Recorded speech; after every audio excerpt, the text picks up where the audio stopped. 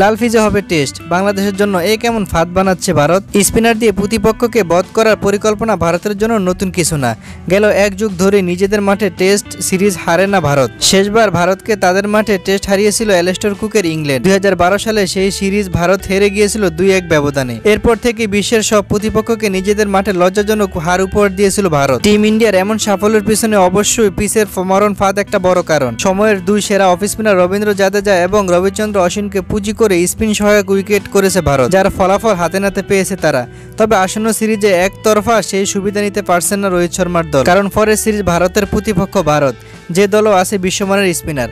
বাংলাদেশ দলে থাকা সাকিব আল হাসান এবং মেহেদী হাসান মিরাজ এরই মাঝে স্পিনের ওপর বিশেষজ্ঞ হিসেবে কৃতিত্ব। এই দুই স্পিন অলরাউন্ডারের সঙ্গে আছেন তাইজুল ইসলাম বা নাইম হাসানের মতো স্পিনার। ভারত তাই একতরফা পিচ বানিয়ে নিজেদের ঝুঁকিতে ফেলতে চায় না।